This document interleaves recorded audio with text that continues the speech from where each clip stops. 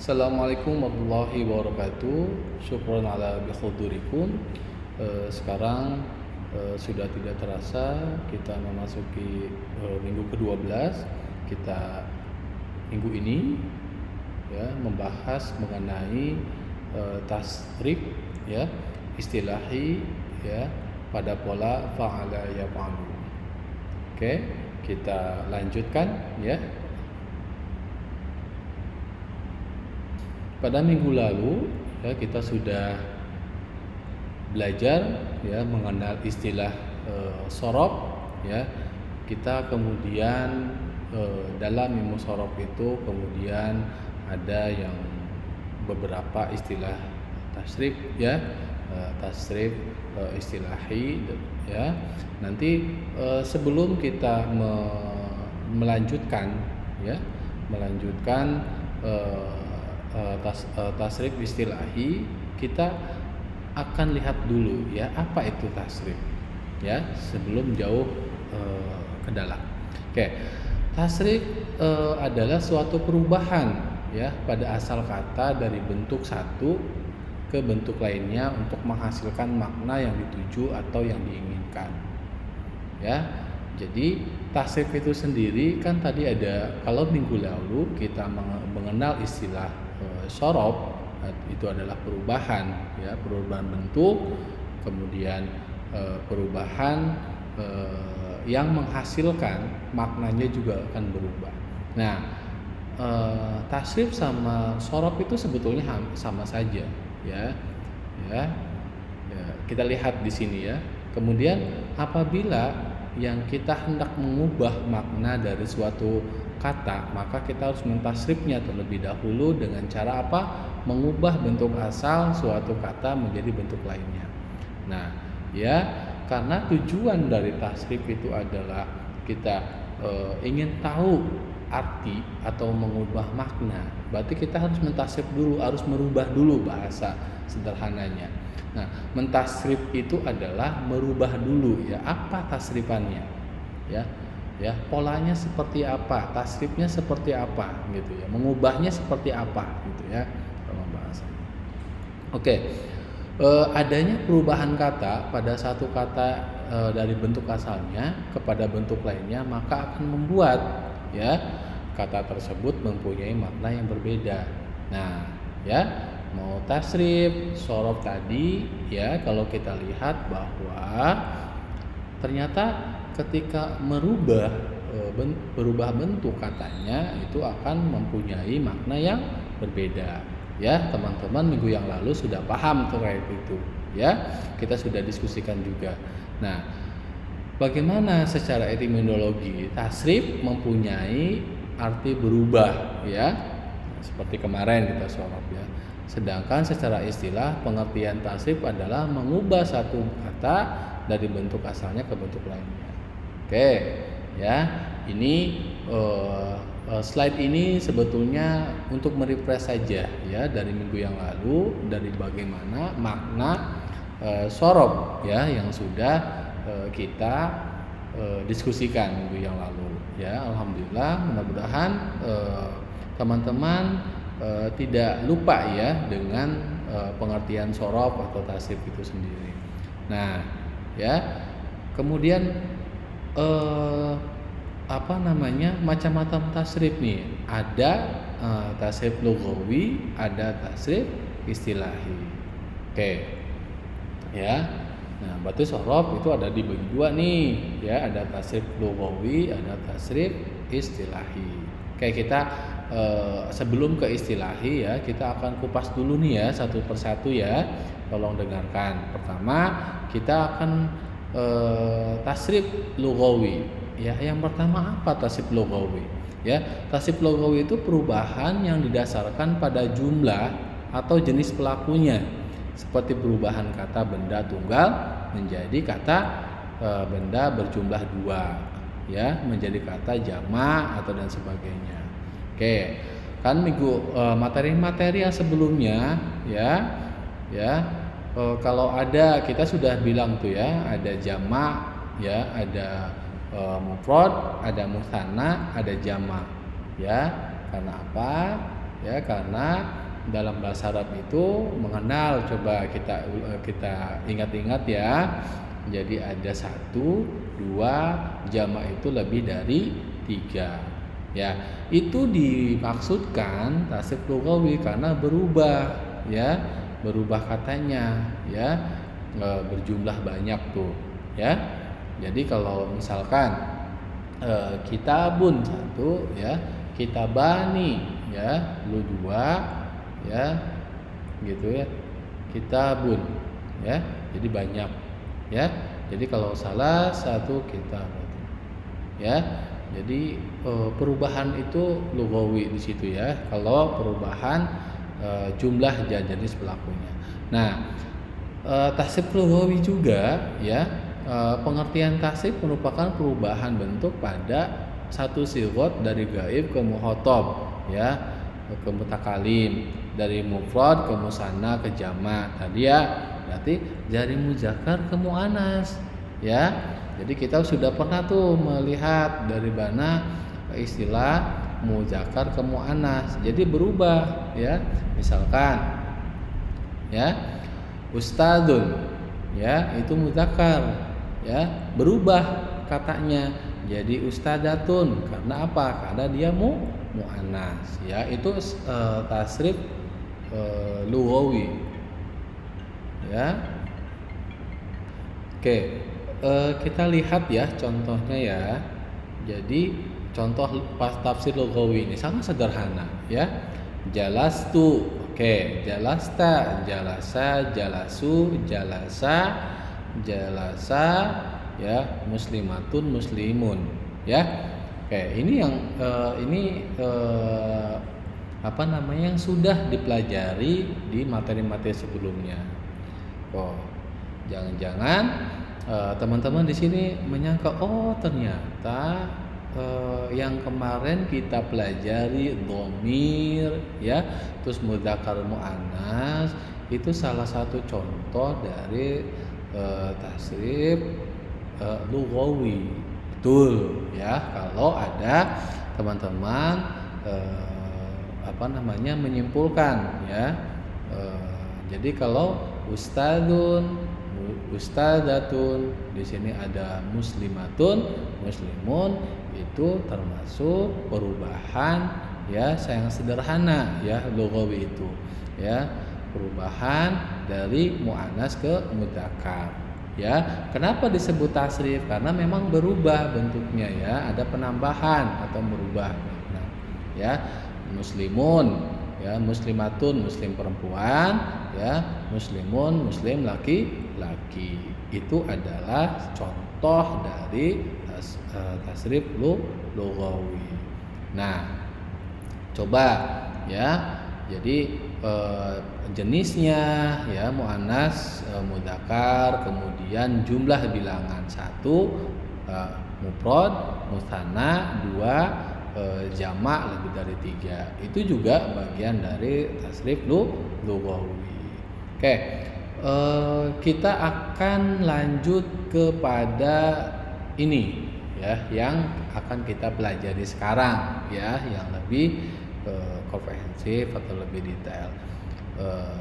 Yang pertama, ya, tasrif istilahi, ya, berbeda dengan tasrif lughawi yang tadi sudah saya paparkan.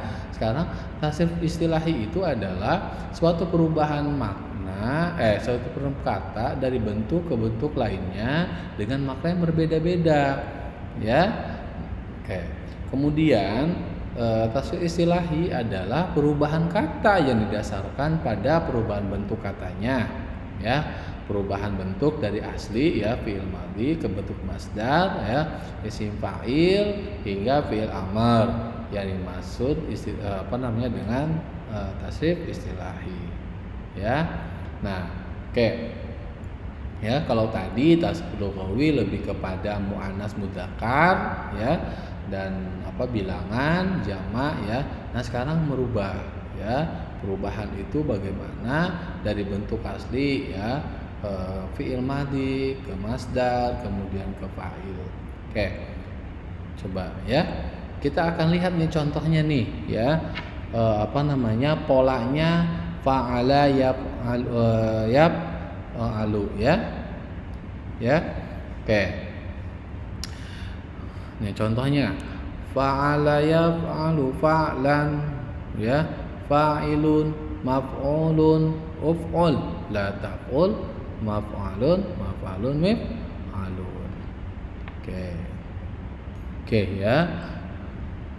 Kalau kebiasaan saya dulu waktu belajar ya itu di sedikit bernada ya dilakukan. Contoh misalkan kalau kalian mau dengar ya, kenapa dulu kami sering menghafalkan ya seperti ini. Fa'ala yaf'ulu fa'lan ya, fa huwa fa'ilun wa dzaka maf'ulun uf'ul la taf'ul maf'alun mif'alun ya. Kalau contoh ya itu kan pola ya.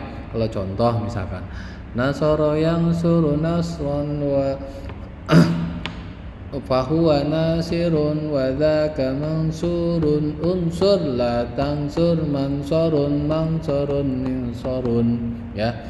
Ulangi, nasara yansuru nasran fahuwa nasirun wa dzaka mansurun unsur la tansur mansurun minsurun. Nah, kita lihat ya dari contoh pola-pola ini ya, pola-pola ini lihat sigot. Nah, ini yang merubah ya. Fa'ala itu fi'lun madi ya, yaf'ulu ya itu fi'il mudhari. Fa'lan itu masdar ya. Fa'ilun itu isim fa'il, maf'ulun itu isim maf'ul ya, uf'ul itu fi'il amr, la taf'ul ya fi'il nahi ya, maf'alun isim zaman, maf'alun isim makan ya. Kemudian ada isim alat ya, itu maf'alun. Oke ya. Nasoro telah menolong, contoh ya, nasoro itu fi'lun madi. Yang suruh ya fi'lun mudhari ya itu sedang menolong. Masdar ya menolong ya. Ya, tolong atau menolong ya. Nasirun fi'lun amr berarti orang yang menolong. Isim maf'ul ya, mansurun ya orang yang ditolong. Unsur ya, perintah tolonglah ya. Fi'il nahi ya, fi'lun larangan jadi la tangsur jangan ditolong ya. Isim zaman, isim makan mansurun ya. Ya, mansurun. Kemudian alatnya apa? Ya alat yang ditolongnya ya, alat berupa pertolongannya min sorun ya. Ya, dari contoh tadi ya yang perlu diperhatikan adalah dalam tasrifnya ya, urutan tasrifnya itu adalah pertama tadi fi'lun madi, fi'lun mudhari, masdar, isim fa'il, isim maf'ul, fi'il amr, fi'il nahi, isim makan au zaman ya. Ya, kemudian isim ala. Coba sebetulnya apa sih ya kalau kita lihat misalkan apa sih yang dimaksud dengan dengan fi'il madi? Fi'il madi ya kata yang menunjukkan perbuatan yang sudah lampau. Fi'il mudhari ya kata yang menunjukkan atau peristiwa yang di masa sekarang atau masa depan. Kemarin ya sudah kita pelajari ya. Tuh masdar ini yang penting ya. Masdar adalah isim yang menunjukkan makna suatu perbuatan atau peristiwa tapi diikuti oleh waktu. Ya. Gitu. Ya, itu masdar. Ya. Kemudian fa'il ya.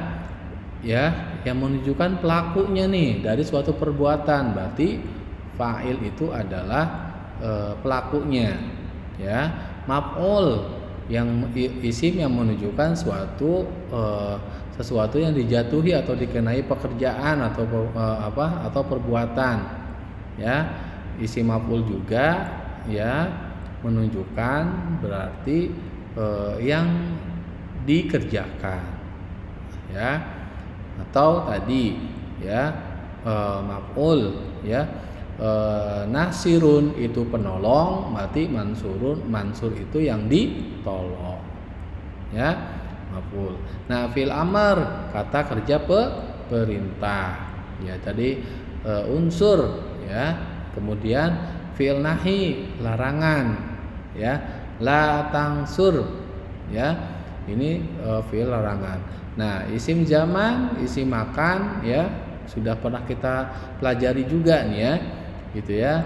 Jadi maf'ulun ya atau minsorun ya atau tadi ya mansorun ya menunjukkan terjadinya suatu perbuatan tadi ya.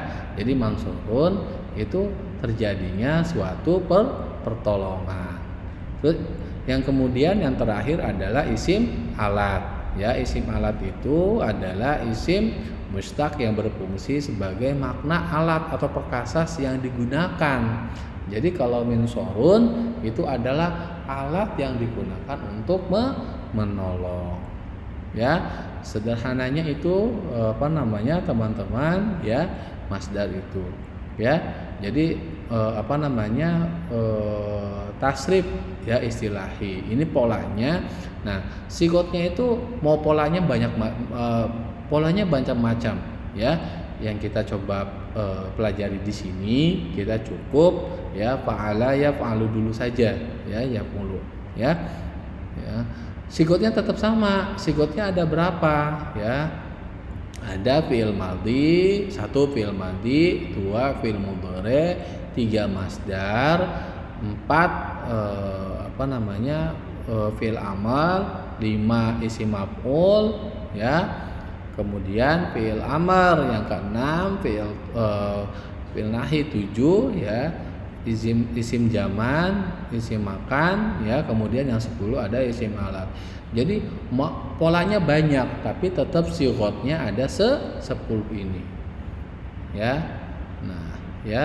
Jadi kalau tasrif lughawi istilahi ya itu mengikuti pola, tapi sighotnya ada 10 ini. Ya. 10-nya ya silahkan ya. Nanti kita coba akan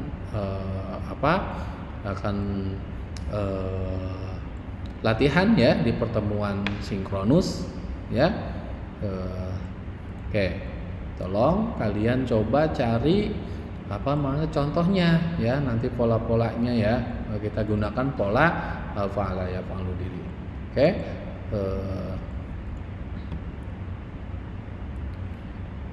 Syukran ya atas atensinya nih teman-teman ya. Kita akan ketemu sinkronus ya, saya sudahi ya. Assalamualaikum warahmatullahi wabarakatuh.